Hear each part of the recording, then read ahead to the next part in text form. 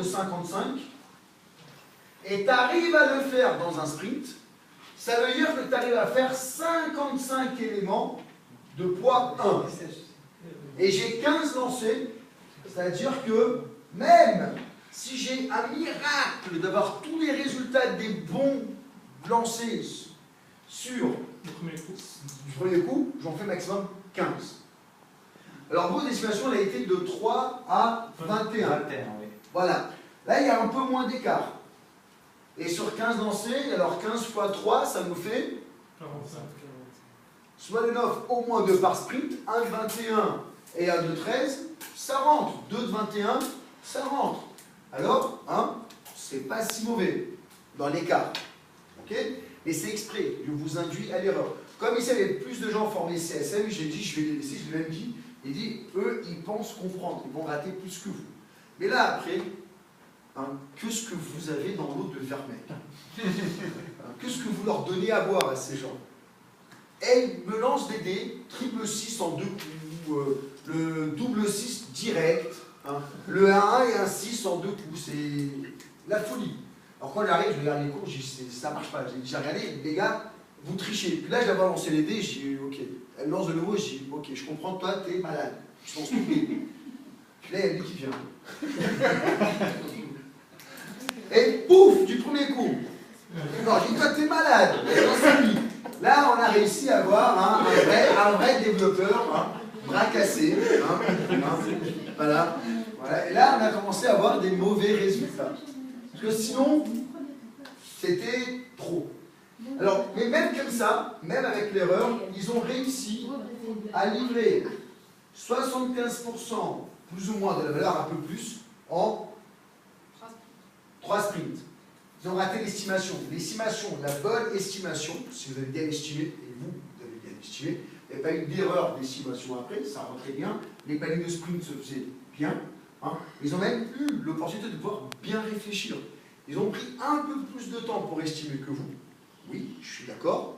Hein. Eux, ils ont estimé plus vite. Mais ils ont bien estimé. Ils ont estimé, si je ne me trompe pas, 9 au début, c'est ça? La bonne estimation, c'est entre 7 et 8 sprints pour livrer. Ça, c'est l'estimation parfaite. Et c'est moi qui ai monté l'atelier, j'ai fait tous les calculs, les probas et tout, c'est la moyenne. 9, c'est pas mal. Eux, ils ont estimé en 5, c'est ce que vous m'avez dit. Et après, vous avez dit qu'en fait, c'était 4. 3, donc quelque chose. Là, c'est moyen. Hein. Quand est-ce qu'on est à 50%? Entre 3 et 4 sprints. Là, ils ont livré à 3, grâce à la chance extrême des gens. Et extrême, c'est pas de la chance pure, c'est de la chance extrême. Et vous, vous avez atteint 1, 2, 3. Vous avez eu de la chance aussi. Ok? J'ai bien monté l'atelier pour que ce soit impossible de le livrer avant le 3e sprint. C'est-à-dire que tu n'as pas de lancée suffisante, même avec des gens chanceux, de le livrer avant le 3e sprint. Alors j'ai mis dans mon ordinateur, alors j'ai une VM de DOS 622 avec Turbo Pascal 5 installée dans mon ordinateur, hein, et c'est là où je fais mes algorithmes. Alors j'ai fait des algorithmes avec les valeurs que j'ai mis. J'ai simulé que tous les résultats sortent bons à la première lancée des dés, okay, pour pouvoir avoir des bonnes compilations de dés pour que ce soit au moins 3 sprints. Okay.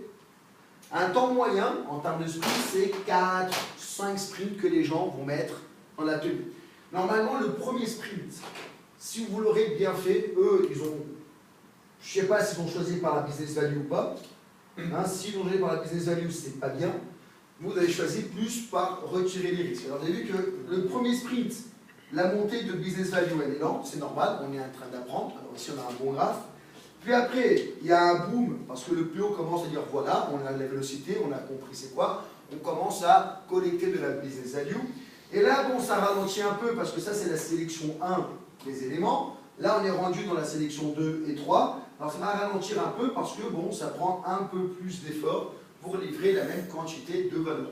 Et après ça, si vous regardez, c'est fait exprès, j'ai au moins 60% des cartes qui ont des valeurs très basses. Ça, c'est pour gêner dans les estimations. Ça sert qu'à ça. L'exercice, il a été fait pour ça. Il y a 30% de fonctionnalités qui sont vraiment utiles et 70% qui servent à rien. Et là, vous avez eu la chance d'avoir un client qui est conscient de ça.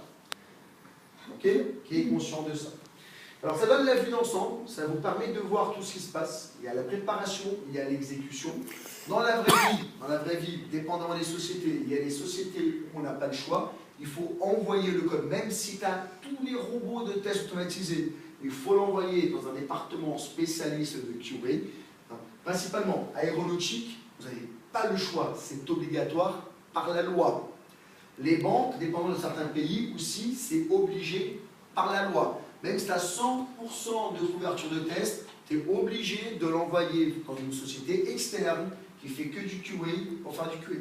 Alors, dépendamment du marché de travail que vous allez faire, il y aura une phase post-réalisation avant la mise en production. Okay, dépendamment des sociétés que vous travaillez, dans le web, les risques sur l'erreur sont beaucoup moins importants. Okay, alors, on a le droit de faire tous les tests automatisés, c'est plus que suffisant pour pouvoir répondre aux besoins. Alors, quand on arrive à la fin de notre objectif de business value, on fait paf, on part en prod, on part en prod. Alors, il y a des différents environnements qui vont nous donner plus ou moins de flexibilité à la fin de notre cycle de réalisation. Ok? Bon, maintenant, est-ce que vous avez des questions? Est-ce qu'il y a des choses